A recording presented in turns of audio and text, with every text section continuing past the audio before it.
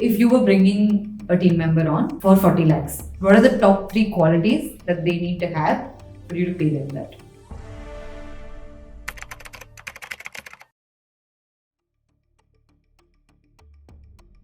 They know enough to manage a team, and they need to be able to manage the function also, whatever they're doing, whether it's growth or inside sales or whatever. That's not the same thing, by the way. Like managing a team is like people management in terms of OKRs and cadences and like all of that stuff.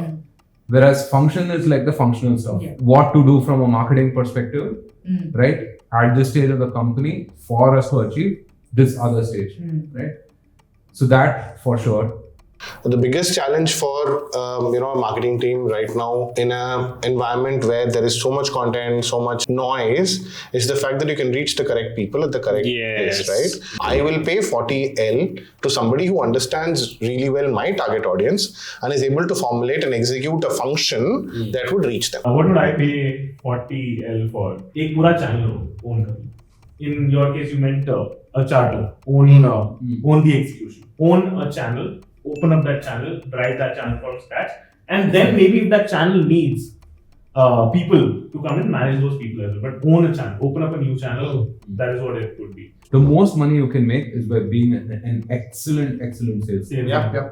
There's nothing that comes close, right? Not even some of these pesky engineering types who are listening. You become a great sales guy, you can pay your down payment for your homes, buy another car, maybe take vacations, etc., whatever it is.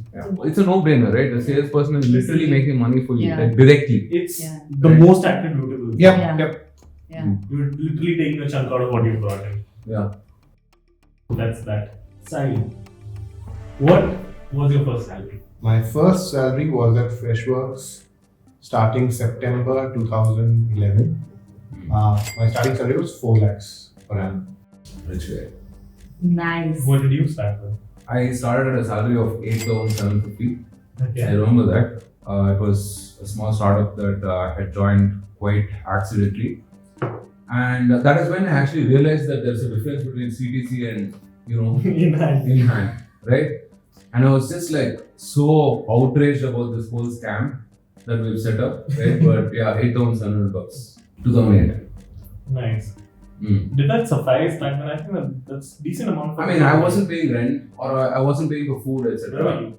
I was living with my parents at that time. Okay. So it was just basically fuel and beer. That's it. Nice. Yeah, good enough for fuel and beer. You used to save as well. No, You save. Dude, we didn't have all these influencers and all back then. Like, you're going to put 30% here, 30% you're going to put in Bitcoin, and 30% you're going to run a side gig and all that stuff. None of this. Nice. So just like, hey, money is in the bank, let's spend it till it gets over and then start again. Basically. Very nice. Okay. What was yours? Mine was 25,000 rupees a month in 2017. That was 8,000 rupees 10 years ago. Yeah, it's the same. Okay, yeah, I mean, inflation. Yeah, imagine and all that stuff. 2017, 25,000 rupees was basically That would also nothing. It was just fuel and beer only. I started my career at 15,000 rupees a month in 2016. It was actually an internship. It sounds like a biggest loser competition. No, I think 15,000 rupees a month. Yeah, 15,000 rupees a month. 2016, your story. Nice. Wow. Yeah. Okay, what were your career jumps? Walk us through your roadmap. Your role, company, salary. So 2011, Freshworks. 2016, then I went to Wingify. So jumps happened, and so like I was at 12 at some point, and then I was at like 18 at one point, and then at Wingify it went between 20 and 25, and I think that was sort of my big jump. Then I went back to Freshworks to lead corp marketing. That was another jump. I think I was at around 32 LP at that time, not a huge jump, but like good enough. And then Axel was sort of like my shift when I went above 40 LPA. Yeah. So and then now I'm at Atomic Work, so it's a startup, so you're going to take like significant cuts. All of us have. No, I'm not. I'm still making more than 50, but it's like if I'd kept on that path, I would be like a lot more. So you were making 50 at Axel. I was making 50L plus. 50L plus. Yeah. 2016, your story, right out of college, 15,000 rupees a month. 2017, started up Avalon, zero for a few months, then went to 26,000 rupees a month. 2018, stayed there. 2018, 2019, I took a break from the company for about 8 to 9 months, consulted with some US clients, and then also for the rest of the year came back to Avalon. My salary and consulting included, it was around 40 lakhs. Then in 2020, we raised some money. You raise some money, your own salary goes down. I was making around 1.5 lakhs a month. 2020, that was the case. 2021, that was the case. 2022, that was the case. 2023, that was the case. No jumps from 2020 to 2023. 2023, we sold the company to an academy, came down to zero, took a break. Today I consult. I make about 40 lakhs plus. So I started with 8,750, which is less than a lakh, as you mentioned. 4 years later, I was at about 5.5, 6 lakhs, 2011, pretty much, right?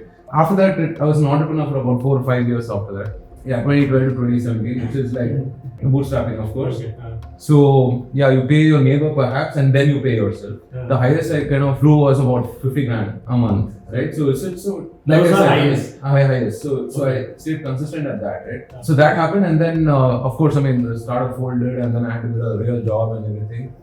So Waymo happened. Waymo started at a salary of 24 lakhs, 2017. A couple of years later, I mean, I was at the 40 plus mark. 2019, you hit 40. Yeah. 50L plus? Yeah. 50L plus? Yeah. Okay. So I started at 25,000 in 2017 as a copywriter in Web Chutney. Then I moved to client servicing in the same organization, 2019. I made about 35-40 grand a month there. And then I quit to startup, which I did. To invest in the startup, I worked with a Canadian client and I made $5,000 a month. That was the peak of my career. Like that was almost like 40 lakhs a year. After that, I moved as a global marketing lead to this place called Pleshifu, and I made about 18 lakhs a year. And then I moved to this place called Homely in 2022 and I make about 25 there. So looking back at your career, what were some of the smartest things that you did?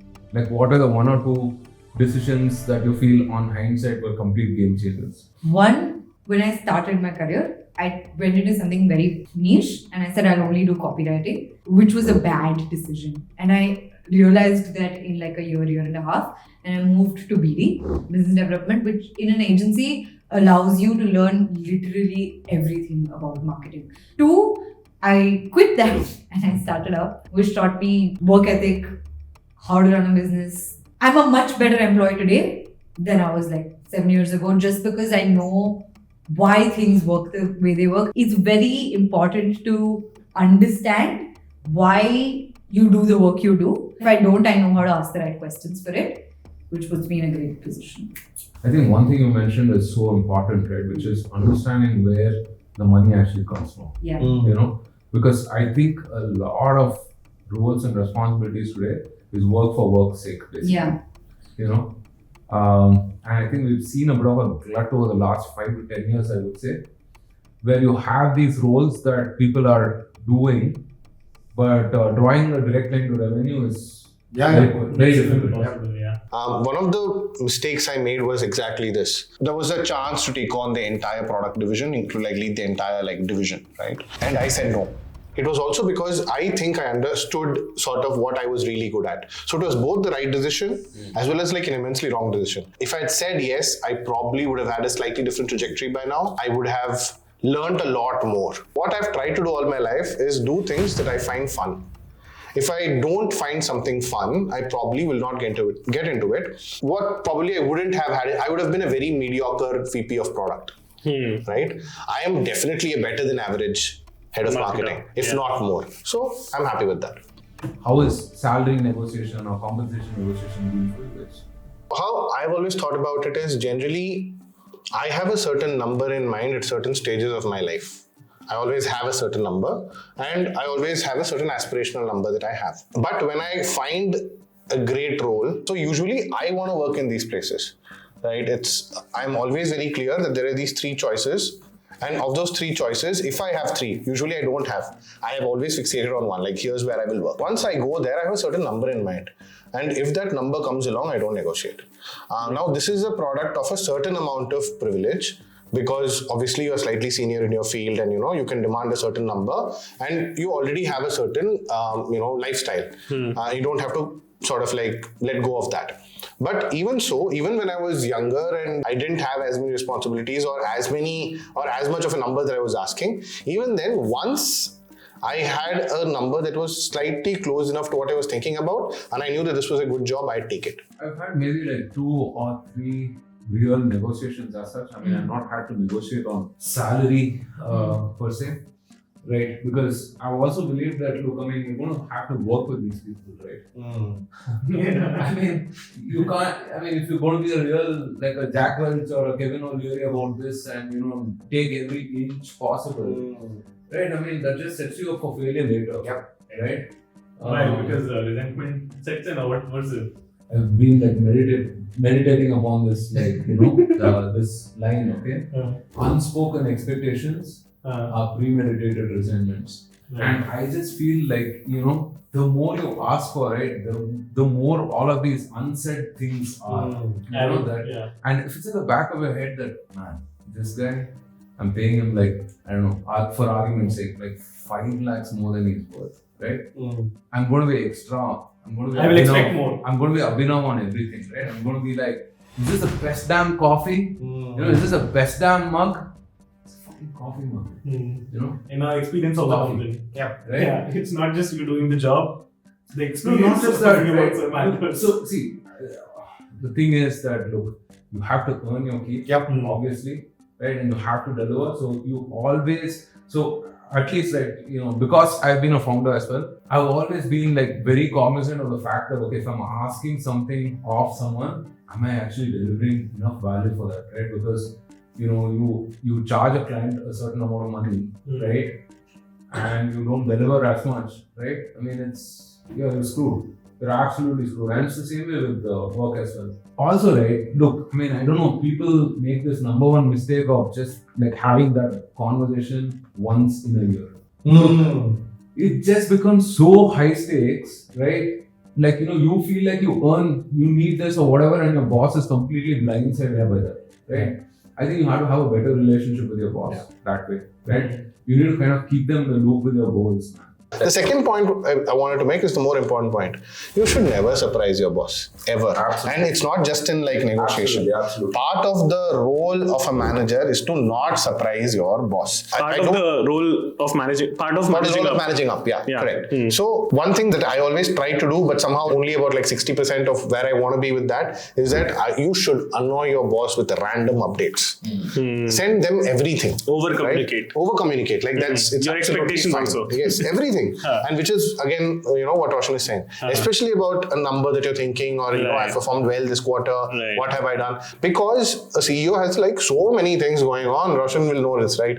And so Roshan's boss may be thinking about him. Roshan's team is doing well. Great. And that's one compartment, right? Then she has like so many things to think about. So if Roshan has like a certain idea and he's thinking, for Roshan, that is the biggest thing, right? Because he's managing his team. He's like, I have these things to do. I'm gonna ask her this and this. And if he suddenly goes and tells her like, here's a 10 million plan for like, big brand campaign, and she's like, oh, 10 million, hold on, Roshan. Where did that come from? So you're surprising her, right? On the other hand, if Roshan had kept on telling her, hey, my plan is in 1 year, 2 years, we need to have this, only then will this happen. Yeah. I need to budget this. That will help. People, man. And also, I mean, it should not be a binary conversation, right? Yes or no. Well, you give this amount, otherwise I'm like, I'm out of here. Right? I made this mistake several times. You have to have like a partner, right? Like a best alternate to a negotiated argument, right? Which is,